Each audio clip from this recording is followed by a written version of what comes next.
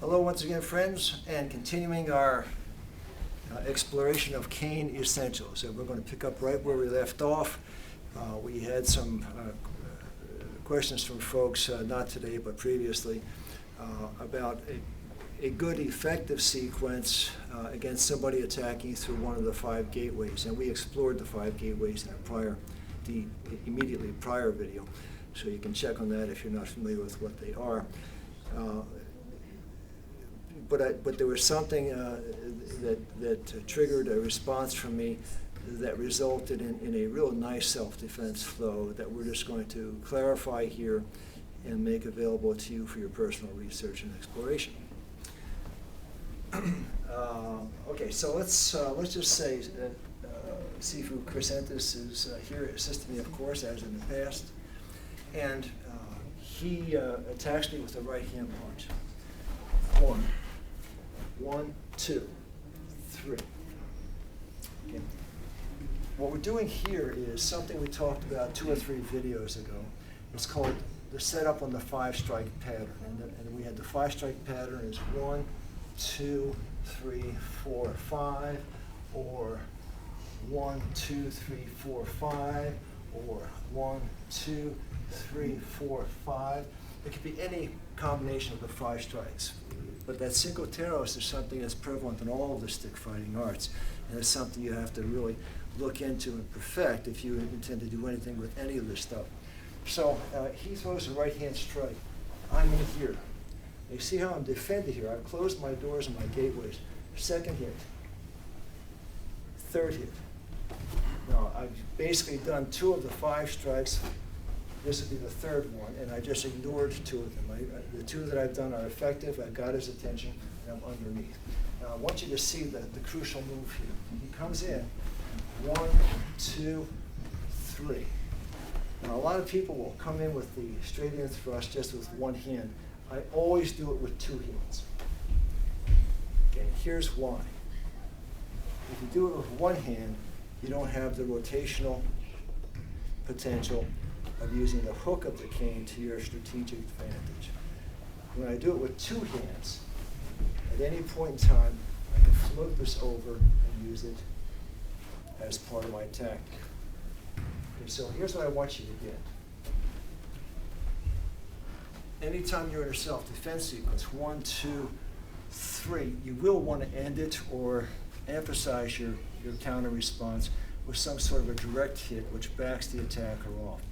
And a lot of folks recommend the thrust or the poke or the stab.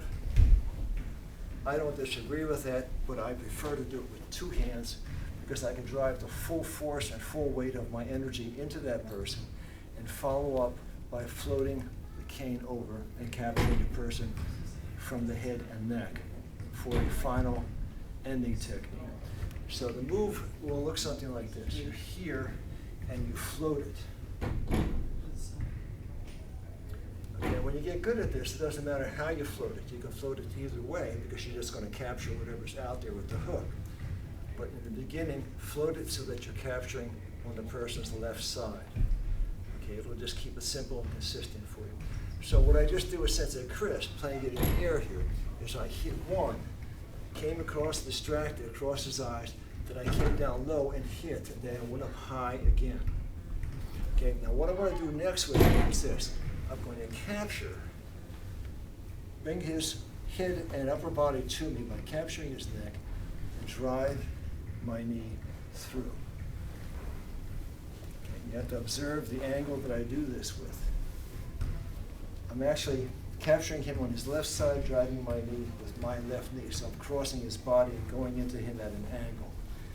Okay, after I knee,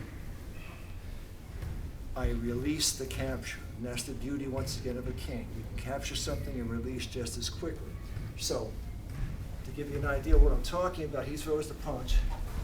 I hit, in, thrust, capture, float.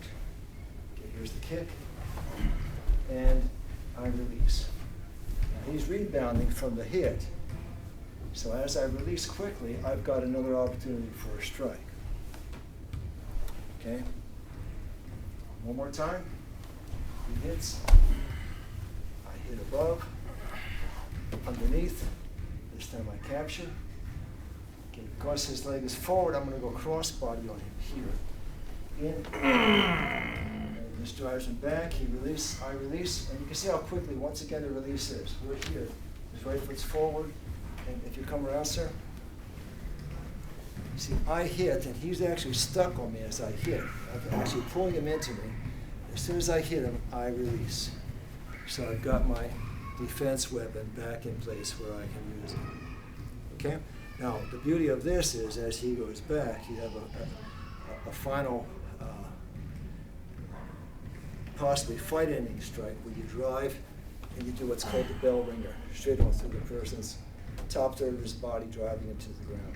Okay, this is an extremely powerful hit. Okay, so the setup on this is he comes in, hits 1, 2. This time I go to the left, pull him in, strike. Now he goes back. I ride that, drive through.